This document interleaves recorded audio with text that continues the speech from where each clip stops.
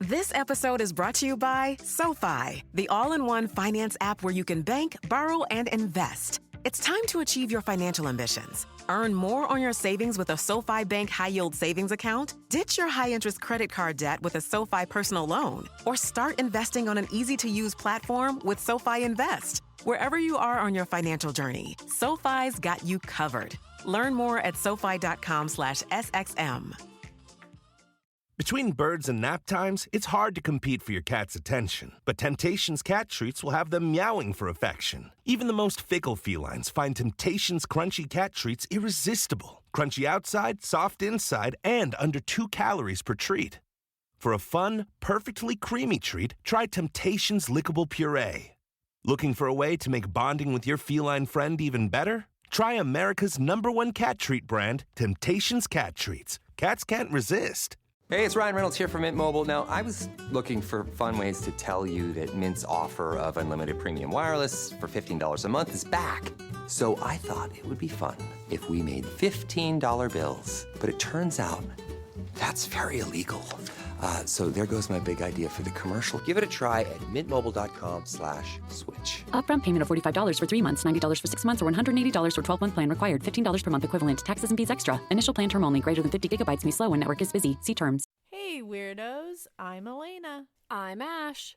And this is a mini, kinda morbid. Mini morbid. Mini morbid, mini morbid. A mini-ish morbid, and you're here for it. You are here for it. And I think it's going to be pretty mini, actually, this one. So, hang tight. It's a little nugget. Hang tight. Bear with us. It's just a little nugget. We've got a lot coming for you this week. We really do. There's a whole lot on our plate. And your actually, plate. We just added a whole nother shebang to our plate that you can't know about yet, but we've got a whole nother shebang going on now.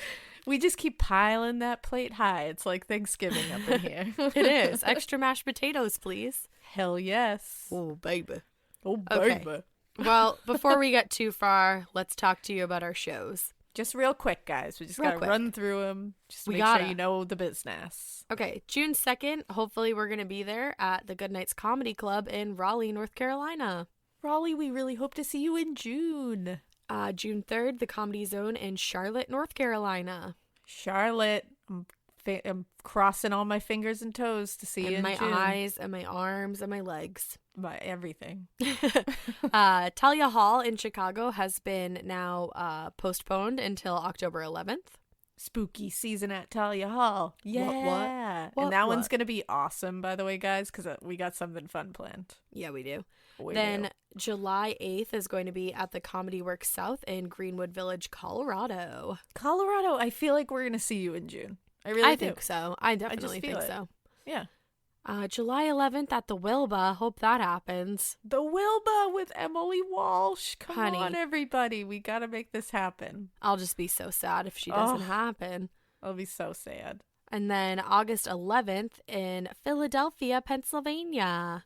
Philadelphia, we're going to come for you. It's just a little later than we anticipated. Alaina still wants to ring the Liberty Bell. Yeah. Ding dong.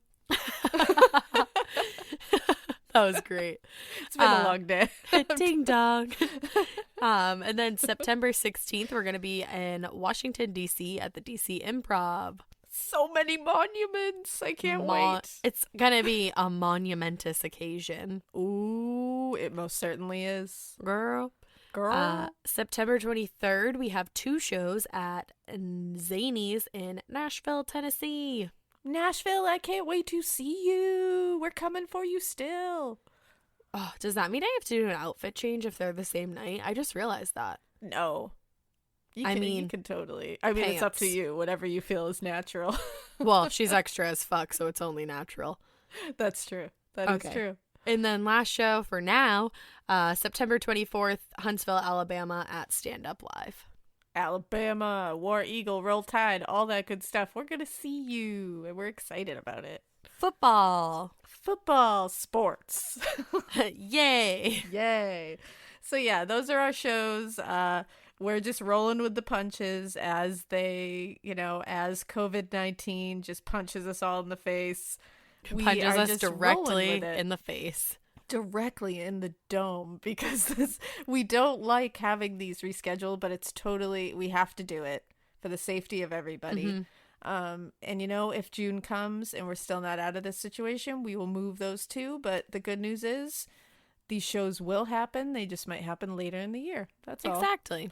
And some of them still have tickets available. So go and get your tickets, because even if they need to be rescheduled, those tickets are going to translate. So Yeah. And then go buy you'll the be tickets. the morbid weirdo with the tickets and not the morbid weirdo without the tickets. Exactly. You don't want to be that morbid weirdo without tickets. So go to morbidpodcast.com and go buy your tickets up, and then we will keep you up to date on if any dates change. And we can't wait to see all of you.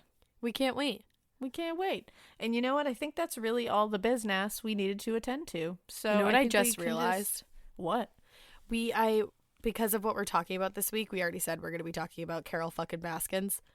Yeah. I should have had you say, "Hey, all you cool cats," and I could have said, "Hey, all you cool kittens." Oh, man. What a missed Hindsight. Am I opportunity. right? It's always Hindsight. 2020. It's always 2020. Well, you know what? Hey, all you cool cats and kittens. We are going to be talking about Carole Baskin. Hell yeah. And her missing husband. And her missing husband. So I have a lot of thoughts about that. I have a lot of thoughts about the Tiger King documentary as a whole. Yeah. I don't know if they're going to be very popular thoughts, but you know what? It's our show, so I get to say these thoughts. Basically, I think a lot of people know this case, the case of the missing John Lewis, Carole Baskin's second husband. Yes. I think they know this case strictly, like I'm sure some people may have heard of it before, but I think a lot of people know it because of the Tiger King documentary. Yeah, I didn't know Netflix. about it before. Yeah, I think it's one of those that just kind of slipped under the radar. And now, because of this documentary, everybody has an opinion on it, including me. So, And me. You know, we all have one. But I feel like the more you look into it, the more you're going to see that it's really glossed over in that documentary. I mean, they focus one episode on it. Right. Which is probably more than they really should have focused on it to begin with. There's a lot more going on in that 'cause documentary. There's a whole shit ton going on in that documentary. And I feel like because they went with that like salacious, let's talk about the rumors of Carole Baskin and her missing husband thing, it did kind of take away some of what that documentary was meant to be about. Oh, I think. 100% agree with that. Because it turned into all about Carole Baskin and her missing husband, and everybody stopped focusing on the fact that Joe Exotic, while funny and while a very like humorous, eccentric character, he also like murdered his own tigers to make room for other animals. Yeah, and he's caught on camera like abusing them. So yeah, and he said at one point that if he went bankrupt, he would kill all his animals. Like, he said that to Louis Theroux, like Louis Theroux. I don't know if it's Louis Theroux or Louis Theroux. Someone's going to yell at me. You try. You know. He did a documentary about Joe Exotic, and he said that he told him that. Like, he was like, he told me if he went bankrupt, he would kill all of his animals. Well, and he said in the documentary, the sheriff guy was saying he would just go up in an explosion like they did in that cult. So it's like you've said that to multiple people. Exactly. So it's like, which I know we're all focusing on, like, because it's funny and he's funny. And like his hair's funny and everything, his shirts are funny, and the fact that he has like condoms with his face on it are funny. Yeah. But like, let's just remember that like these are a bunch of shitbags. Like this Well, whole and- thing was about a bunch of animal abusing shitbags. Right. And Joe Exotic is funny to a certain extent, but then you get into the nitty gritty of that documentary. And I don't know if it's episode 1 or episode 2, but him fucking shooting a blow-up doll that he named Carole, and she's like bound in the back of a truck. I don't care what Carole Baskins did. That's not funny. Well, and exactly. And we're definitely going to touch upon that at some point because I really want to talk about that. The fact that that's just being totally ignored. But, he did like crazy shit. Like he put a dildo in her mouth and then shot her in the head. Yeah. I mean, he made like terroristic threats to her in public openly on social media, like for years. Right. But we'll get into that. So basically, if you watch this documentary and that's all the information you have about the Carole Baskin situation and her missing husband, I urge you to go look further, because while it doesn't, there is nothing that's like telling me she 100% didn't do it, but it's going to make you sit there and go, okay, well, there is more to this story than what they were giving us. There's always more. Because all we heard in this documentary was a bunch of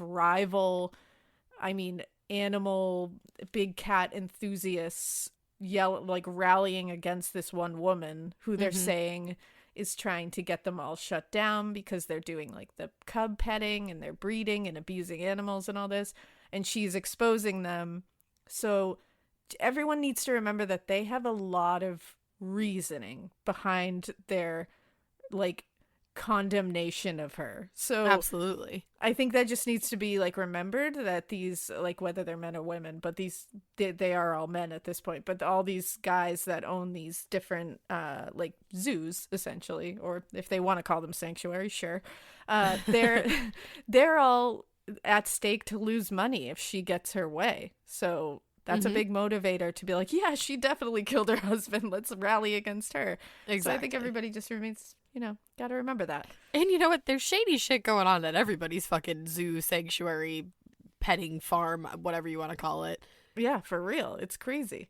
And that's the thing. It's like she's definitely eccentric. She's definitely narcissistic. She definitely loves herself. She is cunning.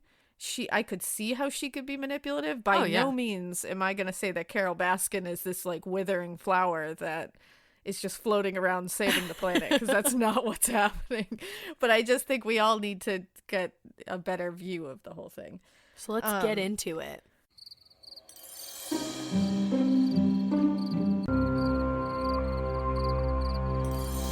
So Carole's name is Carole Stairs Jones. That's her maiden name. She was born June 6th, 1961 at Lackland Air Force Base in Bexar County, Texas. We love a fellow Gemini. We love it. Carole is a fucking Gemini. Oh, I was just going to say, she is a Gemini. She's a true blue Gemini. Of the highest order. I could definitely see that. Which leads me to believe even more. Maybe she did fucking kill her husband. I mean, I don't know if we will not end this being like, here's the way that this, like, with closure. Yeah, we're all going to be still questioning it. So when she was young, she was always super into animals, especially cats. Had to clearly transferred into her later life, where she wears nothing but cat prints and has a very interesting design aesthetic. But she wanted to actually be a veterinarian, but then she found out that veterinarians also have to sometimes euthanize animals, and she was like, I can't do that. So she didn't want to be a vet anymore.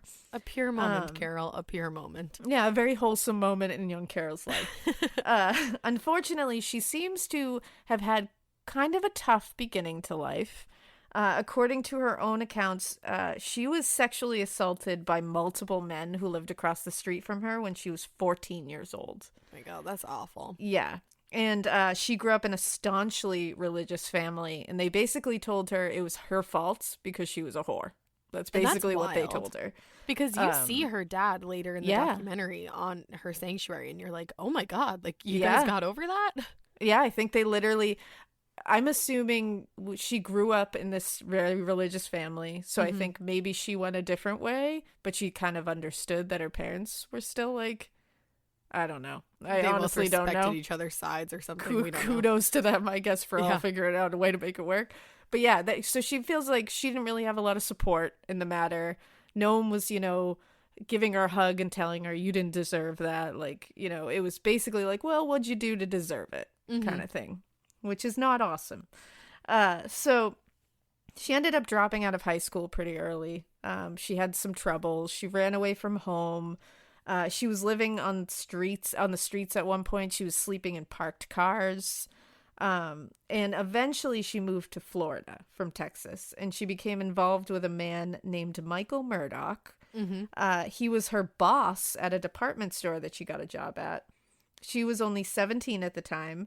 And they got married April 7th, 1979, and they had one daughter, a girl named Jamie. Okay. So after she was working after she had Jamie, she wanted to earn some more money. So she began like rescuing big cats, like bobcats and stuff. And she was also breeding show cats And she ended up getting like, she was using like goats and llamas for like a lawn cutting business, like her own little, because they're like good for like actually some people hire people like to bring goats into their yard and they'll like clean up your yard for you By just eating the grass? Yeah, they're just like great at doing that. You learn something new every fucking day in this world. So she was just doing that. Who knew? Who knew? The Carole. more you know. You know what I mean? So her first husband, Michael Murdoch, was abusive, unfortunately. When she was 19 years old in 1980, they had one of their huge knockdown, drag-out fights. She was trying to get away from him, so she says that she just threw a potato at him. I mean, whatever it takes. Which I'm like, good choice. I mean, a good potato. Irish way out of that fight. Fuck yeah. Like, let's Irish our way out of here. And it's also like a potato is a good, that's a good weapon. It's like solid enough that if you hum it at someone, that shit's gonna hurt, but not solid enough that it's gonna like kill someone. Right. It's a very like, in-between weapon. It's smart. It's just smart. But she threw it at him, and we're not making light of abuse, by the way. No, not at all. That is not okay. It's not okay either way. She did hurl a potato at him in her own words. And then that was basically to distract him long enough where she got out of the house. While she was walking down the street barefoot, Jack Don Lewis drove up and offered her a ride. Can I just she say, said, when they described this in the documentary, I was like, this is the creepiest way to get together. It truly is. Like you would not win me over by doing this. This is not a super cute, like, meet cute. No, not at all. I hate to. It's the sketchiest meet cute of all time. And the worst part is, like, she talks about this meeting like she's like with starry eyes, like, oh, it was just this wonderful thing. And what happened was she's walking down the street barefoot after she just threw a potato at her abusive first husband, and Don Lewis drives up next to her and is like, hey, pretty lady, you need a ride? And she was like, nope. Like, bye now. And she just keeps walking. So he turns around and pulls up next to her again. Now, this is usually the beginning of every bad story we tell you where someone ends up murdered. Like, someone circles around and just keeps asking. This is like what we get in listener tales. That people it really are like, is. This happened to my mom. And you're like, and they just kept circling around. Well, he circles around, and he shows her that he has a gun on the passenger's seat of the car. To me, this is like, oh, now you run. Right. But no, he was like, this is not to threaten you with. He was saying, you can hold the gun up to my head the whole time we're driving. I just want to talk and give you a ride. So he was like, this is your sign of trust. Here's my issue with that. Number one, this is a stranger. Number two, how the fuck am I supposed to know that gun is loaded? And number three, how am I supposed to know if you don't have a gun on the side of you that is loaded that you're going to use to kill me when I hold that gun to your head? Precisely. All my issues. And also, when someone's first, like, meet up with you is like, hey, you can hold this gun to my head to make sure that I'm not a skeeve ball. I'd be like, yeah, I don't know. I feel like that's a weird thing for you to just, like, bring right to the table. You're like, I'm actually good. Thanks, though. Like, I am good. Well, she was like, all right, cool. So she gets in. She's like, what an act of trust. Yeah. Bonding and she already. said she held the gun to his head the entire time. Which, how romantic, I guess. I don't know. Hot and heavy already. Well, and it gets even more romantic because they went to a hotel. Oh, girl. So things got real fast. Problem is, she's married. Although he's an abusive asshole, apparently. He was also married. So, whoops, they had an affair. He was married to a woman named Gladys. They had 3 daughters together and had been married for decades at this point. And also, Gladys's hair, honey. It's a situation. It's the situation. It's the situation. In the 70s, I'm willing to bet it was the hair. Oh, yeah. It was the situation. Like, people were like, Gladys, who's your hairdresser? Oh, yeah. Gladys had it going on. But unfortunately, Gladys had to deal with a lot of shit from Don. Yeah. I will say that. He cheated on Gladys constantly throughout their marriage. In fact, according to the Tampa Bay Times, she would pack extra food in his lunch when he would go off to work knowing that extra food was for his fucking girlfriends. What? Yep. You know how she would know this? Because they would leave notes and little like napkins with kiss marks, like lipstick marks on it, in his lunch bag for her to find. That's horrific. And she would just go with it. Like she was and like, she's yep. feeding them. Like, Yeah. what the fuck? And she's feeding these little bitches. Let me just and feed she your also mistress. said that like to date women younger than their daughters. And she said in one interview, quote, "I couldn't compete with that." Nobody can, sister. How sad is that? That's horrific. I'd be like, DIVORCE. That's the thing. It's like, girl, you don't need to put up with this shit. No. Like, and also, like, Dawn, what the fuck? Like, that's not cool. His own daughter said that he was a sex addict. Yeah, like, that's really good. Like, and that's the other thing. It's like, I feel like we're all, like, failing to just point out the facts here. Right. No one deserves to go missing or murdered by any stretch of the imagination. But it's like, let's not paint certain people with broad brushes. Mm-hmm. So Don was a self-made millionaire from real estate dealings. He had a used car business that he built these things from the ground up. He was self-made. Goals. Gladys and Don did divorce in 1990. Carole also divorced her husband, and then he and Carole got married in 1991. Okay. Both of them loved exotic cats. Mm-hmm. So Don was like right on board with Carole's love of the kittehs. The kittehs. But with Don, it felt like it was more like of a collecting thing. Right. Like, he did love cats, but like, he was rich, and rich people just love collecting weird shit. Right? They do. Like, that's just like a thing that From rich what I people hear. like. Like, if you're rich listening to this right now, I bet you have a collection Of something. of some sort. Like, I'd raise your hand. I know you're there. To Carole, it was likely kind of a little bit of both, because, you know, she did obviously love cats from the beginning, and she always loved cats. But girlfriend liked having the money that Don came with. Like, come on, let's not pretend she did not like having a millionaire husband. I mean, I'm not going to lie to you. I would love if Annie became a millionaire. Are you listening, babe? So I think it's definitely a little bit of both. Like, she also liked the collecting aspect of it, but she cared. Like, she to me, she seems like she genuinely does care for these animals. Well, yeah, that's the thing. She definitely comes across like she does. Yeah. If I not, can she's hear a great it. actress. But Carole is, like I said earlier, she's like, she is smart as hell. Like, she's incredibly savvy. She really One might is. say cunning. Yeah. Oh, yeah. She is definitely cunning. She definitely could. You can see how she could manipulate. You could see how she can be cold and calculating, for sure. Like, I'm not going to deny that. I do believe she cares about the animals, but she's also a little hypocritical, because she's saying that you shouldn't keep animals in cages, but she's got her animals in cages. They're big That's true. cages. Like, they're big, you know, enclosures, but you're still keeping animals in cages. I mean, I know that it's like a sanctuary, because now it's called Big Cat Rescue. But, you know, like, I don't know. I think there's a lot of hypocrisy running through all of these. Yeah, no, the there people definitely in that is. documentary. But, and at one point she was breeding them like a nutbag. I guess since she has chilled out on that and isn't doing that. And I think she's even admitted, like, in the beginning, I was breeding too much. And I had, didn't like- know that. Yeah, because at one point she had, like, the most big cats in the country or something like that. Oh, shit. So she had her fair share of moments where you're like, Like, I don't think anybody in these big cat arenas that we saw on the documentary, at least, I'm sure there's some out there that are. But the ones we saw in this documentary, I don't think any of them fully have just the animal's interest in mind. Well, and I think you're right. I think it starts off like that, because people even say that about Joe Exotic. Like, his heart started in the right place, and then you see where you can get, and your heart goes to the wrong place. And I think it's probably hard to make it steer back. I fully agree with that. So Carole like, just had a way fully of steering it back, because she's a Gemini. Yeah, there you go. So she figured it out.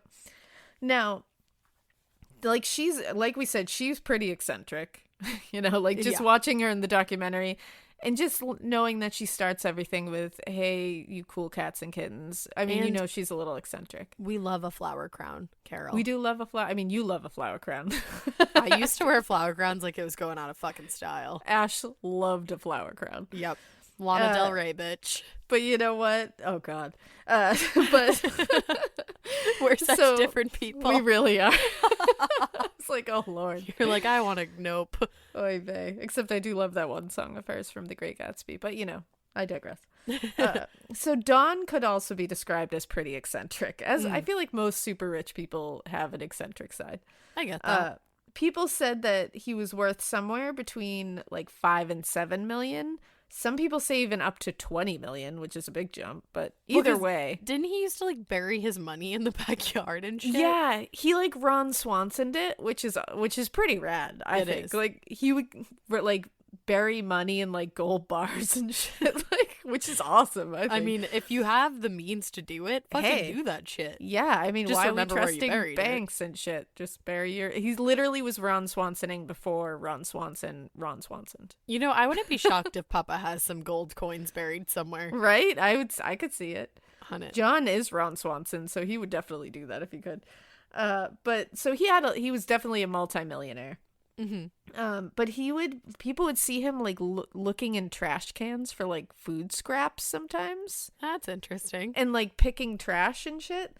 And he never wore like fancy clothes. In fact, the day he went missing, he was wearing like a $2 shirt from Kmart. Hell yeah, he was. Like he just wasn't, he wasn't into that. But then on the flip side of all that, he did love planes, and sometimes he would just buy a plane with cash. As one and does. And he would just walk around with big wads of cash on him all the time. And he had dealings in Costa Rica, and he owned 200 acres there. That is a lot of acreage. Exactly. And he was planning on moving the sanctuary down there to that 200-acre plot. Right. But he had a lot of shady dealings down there that nobody really knows a whole lot about. And like I said, he made his millions through real estate deals, which once he married Carole, he significantly grew those deals. Oh, like, really? He made a lot of money with Carole, too. Okay. Was she involved in the real estate? Yeah, like she helped him out with that stuff. Like they became kind of a team that way. Okay. And that became kind of an issue when it came to like separating his estate later, because Gladys and his daughters thought they should get more. But then Carole was saying, well, she made this when he was with you, but he made this when he was with me. I should take this because this is mine. Okay. But then I'll get into it later, but like it comes down to Carole really, because he left it to her. Mm-hmm. But that was kind of where she was coming from with that. But also, isn't it weird where he left everything to her? Yeah, it certainly is. He didn't leave everything to her though. Yeah. Yeah,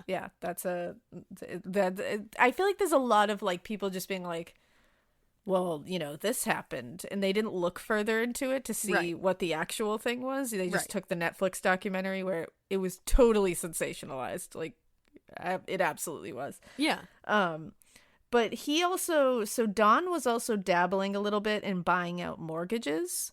Okay. So he would charge people that were defaulting these huge interest rates to like buy them out. And then after a few months, if they weren't paid up, he would foreclose on their house. Well, that's kind of shitty. Or he would sell off their mortgage and it would fuck them even further. Perfect. So, yeah. So, not a good thing. So, those people probably didn't think he was that awesome of a guy. So, already we're making some enemies here. I was going to say, that's definitely going to get you an enemy or two. Yeah, definitely a few enemies.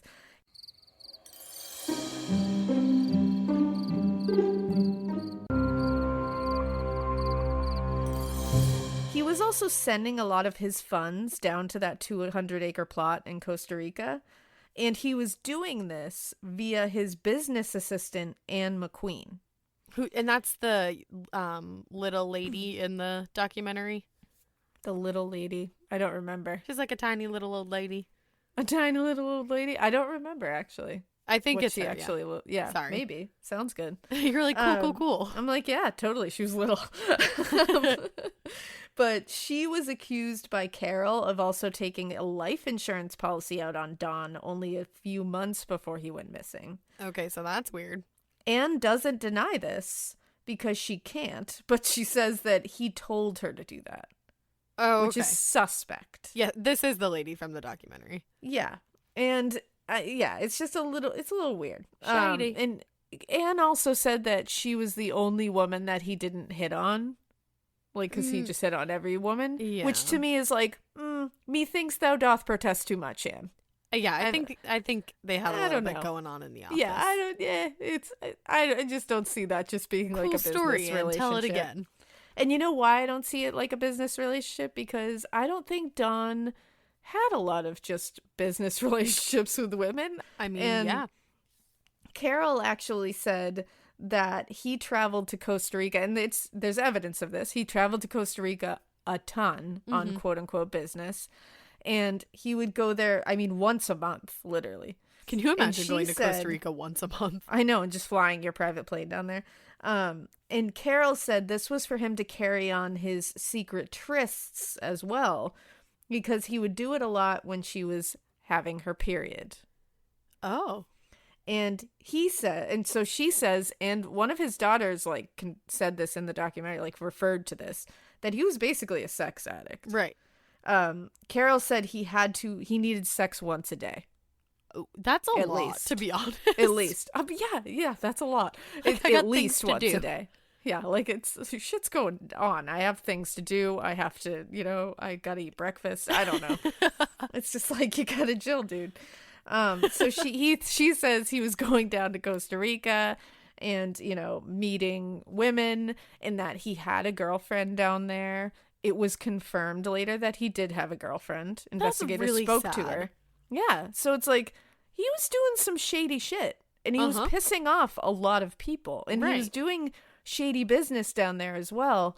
So he's got this whole network of people that aren't too happy with him. So it's sure, Carole's on that list for sure, but there's also a long list of other outlets that could have taken Don Lewis out if that's what happened. A list that's here, there, and everywhere. It's kind of all over the place.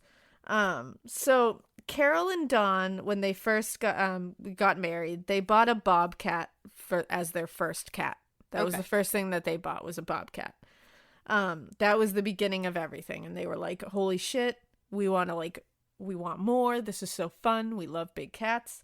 So they were like, "We're gonna buy 6 more bobcats from the place we got this original one." Damn. When they looked further into the place, though, they figured out that where they were getting these bobcats from, it was actually a fur farm. Oh, no. And basically, fur farms breed animals just for their fur. It's awful. We as a species should be ashamed that we suck so fucking much. Yeah, we truly do suck. That those exist. That we just skin animals for fucking coats. It's unbelievable. So we suck. But once Carole and Don realized that this was a fur farm and what was happening there, they bought 56 bobcats to save them from the fate of being skinned. I love that so much. Which, these are the kind of things, it's they did these kind of things, so it's I know that they cared, and I know that they had good intentions together. Right. It just went awry at times, and I think egos got into it. I think narcissistic personalities got into it. Lots of money got into it, and it changed the whole thing. Yep. But I think now, I do believe now that the rescue that she is running, I believe seems legit. Oh, I agree with that 100%. And I do believe she cares for these animals. I just do. I don't know. I'm sure people won't agree, but I think you can tell that she does. Yeah, I feel it in my bones. So this is when they began trying to do some good. This is when they were like, all right, we got to do good shit for cats. And they initially called their rescue. They were like, we're gonna open a rescue we have 56 bobcats now. We got to do something. And they initially called their rescue Wildlife on Easy Street. Which is so cute. It's adorable. It's very wholesome. And Don began buying injured, abused, and abandoned cats all over the place. Mm-hmm. Soon they had hundreds of cats. They were just all about it. In June 1997 is when it becomes apparent that this wonderful, we just save cats, and we're so fun and eccentric, and we have, nothing's wrong. This is when you see that things weren't super awesome in this marriage. Things actually were going very wrong. Yeah, it wasn't. It was just not what it was looking to be from the outside. So potatoes were flying. They definitely were. So in June 1997, a protection order was requested by Don against Carole. Mm-hmm. What was said for the grounds of this was that Don had gone away on a trip And when he returned, she had allowed like garbage men to come take away garages full of his thrift store finds. Like he was a big finding things at yard sales, like estate sales. He just liked junk. Like, again, rich people love collecting shit. So this was like some American Pickers deal where Don just loved like finding old antiques, equipment, storing a bunch of junk that he thought would eventually be worth something. Well, that's what he was doing. Exactly. He was probably just going to sell it later. That's all it was. It was someday this will be worth something. It was American Pickers. And Carole let people take it away without his permission, without Rude. selling it. She just had it all taken away, which is rude. And, you know, so he was pissed when he got back and found this out. Yeah. They argued about it. And he said he was requesting the protection order because during this fight that occurred over the garage sale shit, she told him, if you don't leave the house, I'm going to kill you. Which maybe she was just being hyperbolic. But which, like, totally. Like, don't tell your spouse that you're going to kill them. No. Like, that's just I'm going to give you some, like, words of wisdom. Like, don't do that ever because it's not good. And, like, that's not a normal fight. Like, does it make her a murderer? No. But that is not a normal marriage fight. Like, I can tell you with 100% certainty, John and I have not and will not ever tell each other that I'm going to kill you. Like, that's not going to happen. It's just not cute. So if you are in a relationship where one of you is actively telling the other one, like, with full seriousness, I'm going to kill you, get out of that now. Just like, that's peace just out of that. That's my little nugget of wisdom for you. Marriage counseling with Alaina. So there's a marriage counseling with Alaina. So she said, leave the house, don't come back or I'll kill you. And she basically told him, if you try to come back, I'm going to kill you. So he was like, yeah, I feel like she's going to kill me. And then I get the sense she's just going to murder me. She's very subtle about it, but I feel like she wants to kill me. But he also said this wasn't the first time she's said this. So he said this just happened to be the time where he was like, okay, that's enough. He was not granted this protection order by a judge. Dun, dun, dun.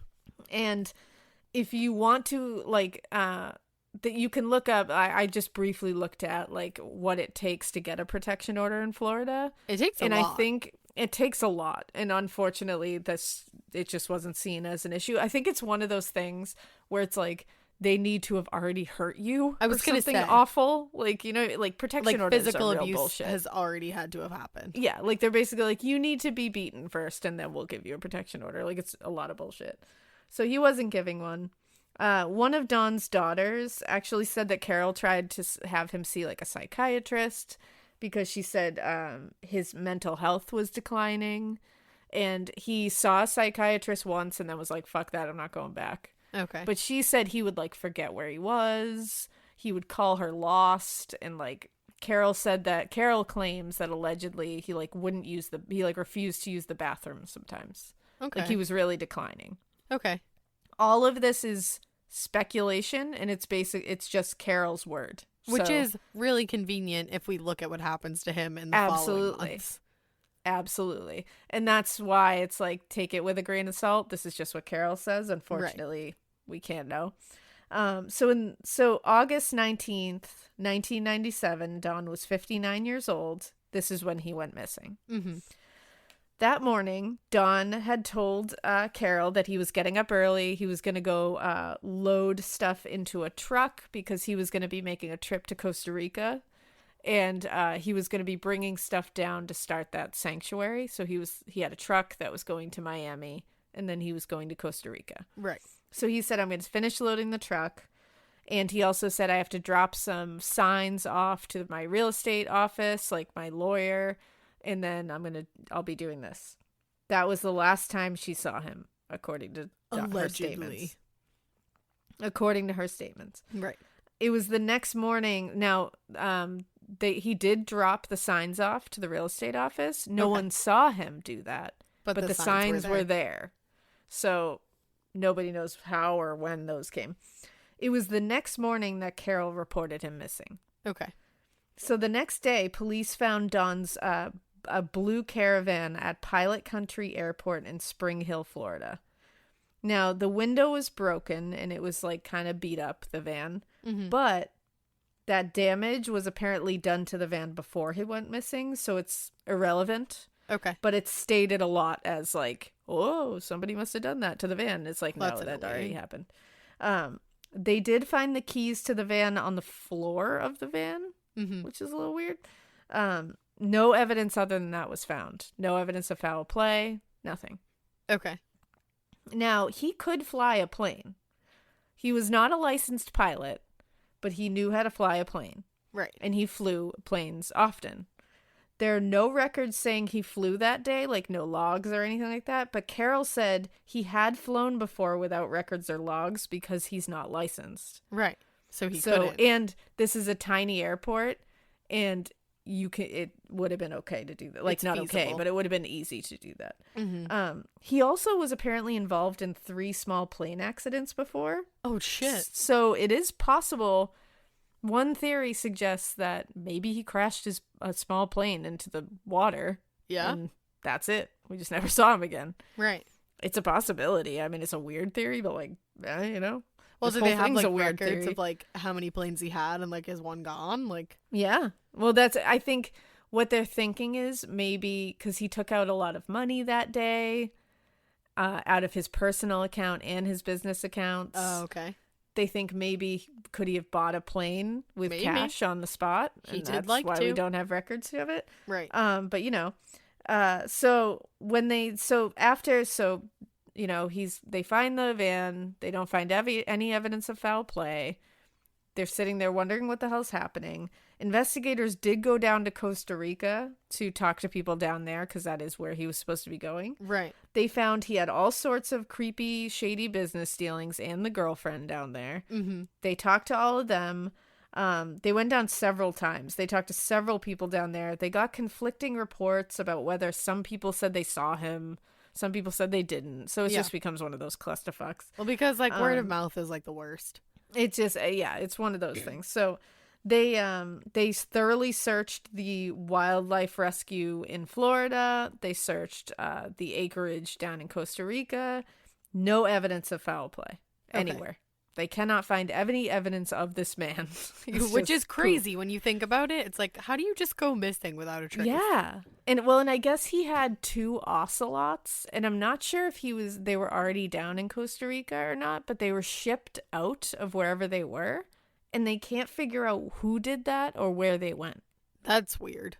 Yeah.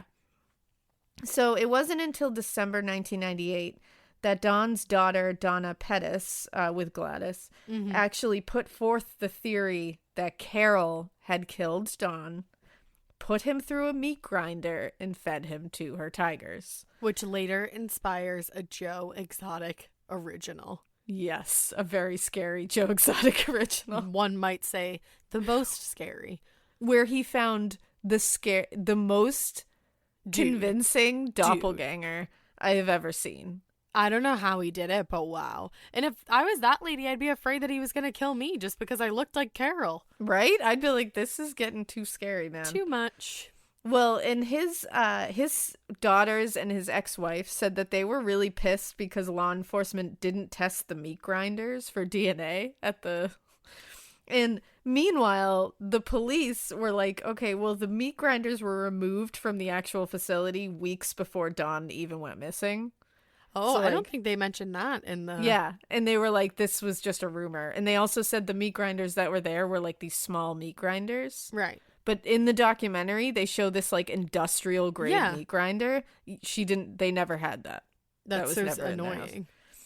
And I'm not saying that it's not possible to like put somebody through a meat grinder. Right. It's been done before, I'm sure. But this is like a fully grown male body. And it would take a lot of time, a lot of effort, and a lot of tools to get him into tiny pieces to then slowly put him through a meat grinder. Right. Like, that takes a lot of time. And if he was last seen, on one day and then reported the following morning, that's not a lot of time to do all that it would take to put him through a little tiny meat grinder. Well, and you would think they would find some kind of that would leave a big fucking mess. 100% it would. That's why that theory is, to me, absurd. Yeah. That's just absurd. Yeah. it just is not. It's just a fun theory that people like to say.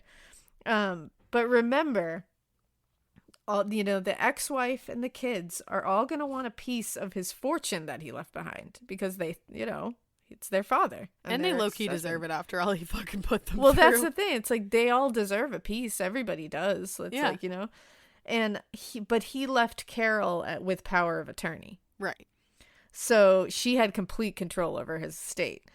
There was language put into the documents that said something along the lines, and a lot of people have been harping on this, that Carole is in charge of everything in the event of death, etc. But it also included the language in the case of disappearance. Which is weird as fuck. Sure, that's weird. But they both had to sign this document. Uh-huh. This wasn't Carole putting that language in there. That was Carole and Dawn putting that language in there. Oh, he signed the document as well? Of course he had to. It's his it's his will. They left that out in Tiger King. Of course they did. And it's bothering me because it's like, that's fishy on both ends. Because if you look at it, they were both part of this. If it's Carole, yeah, that's fishy because she's getting ready to be like, well, if he disappears, I get the money. Right. It's also fishy on his end because he's literally setting up his own quote unquote disappearance. Because another theory is that motherfucker got in trouble and he needed to get the fuck out of Dodge. He just quote unquote disappeared. And I think it would be fishy if he's signing off on this because he's basically saying, in the case that I disappear myself, right, then this is the case. So, I mean, that's just, to me, that doesn't prove anything either way. It makes both of them look shady as fuck. That's a very good point. Yeah, so she has a blog that she has just written a blog post for, and the blog post is called Refuting Netflix Tiger King. Okay. She is very unhappy with how that documentary went. Well, it does paint her in a not so great a light. Absolutely it does. And she, according to her and her husband Howard, who is something else. Sweet baby angel. I love Howard. Like, hilarious. My man. But like, just look up the pictures of their wedding where he is wearing a tiger outfit and she has him on a leash. Like, it'll just do go look something to your psyche. I don't know what. what. Love. You know what I'm saying? It'd be like that sometimes.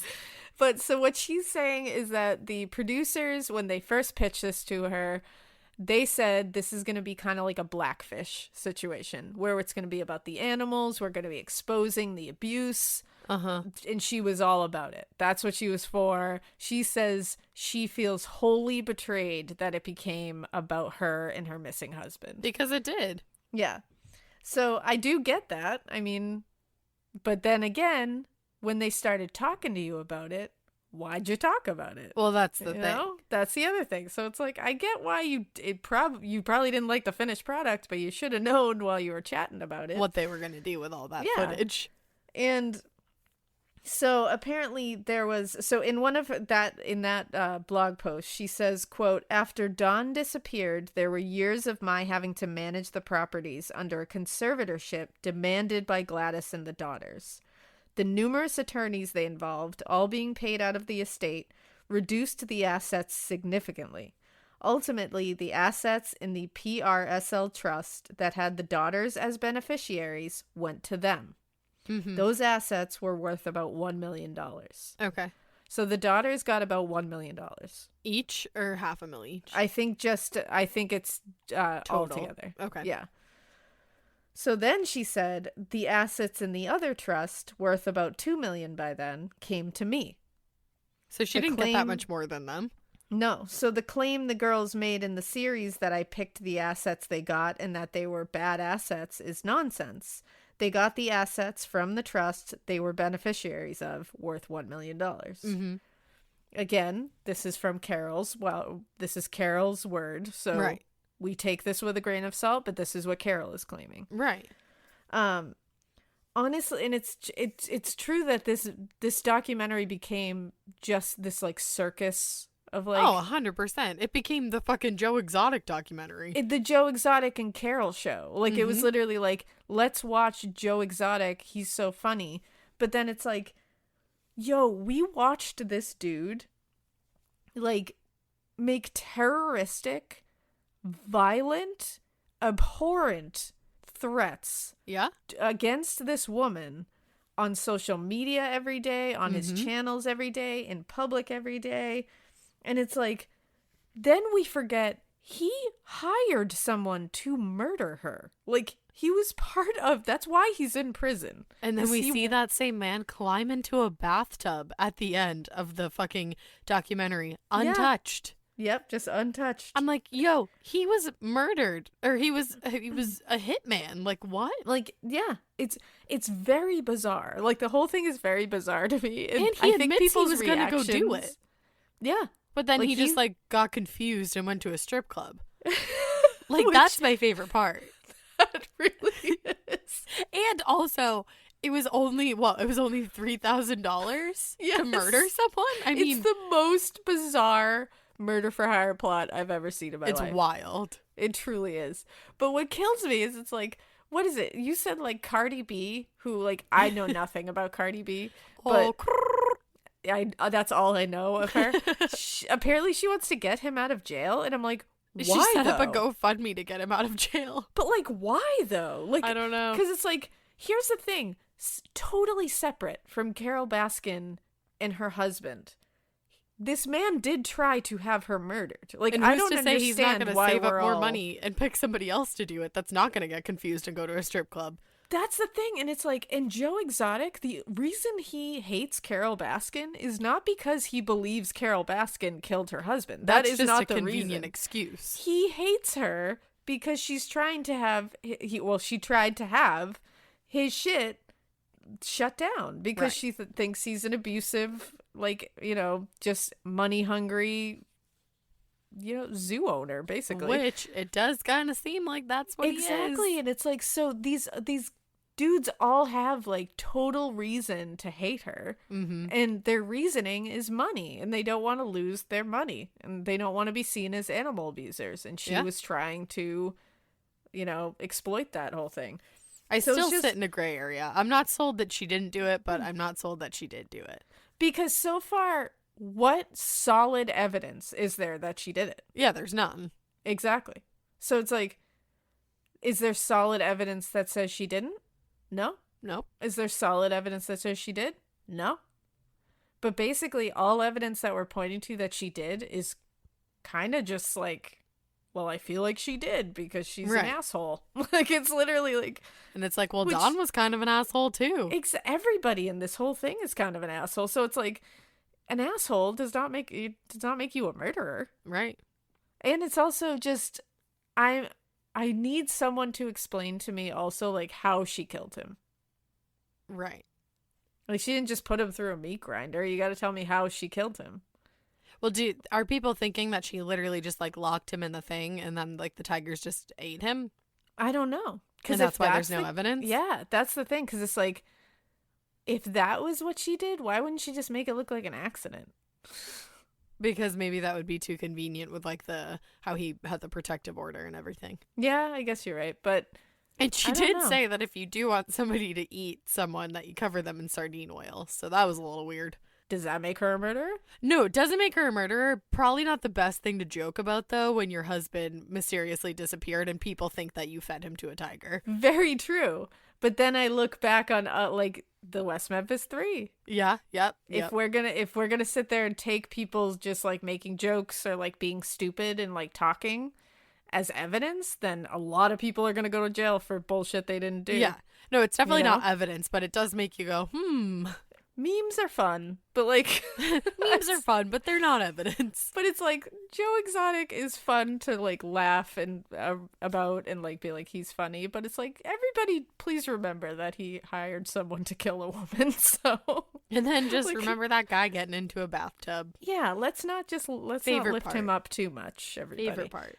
Because again, he's a dick. Carole Baskins is a dick. That Doc Antle guy's a dick.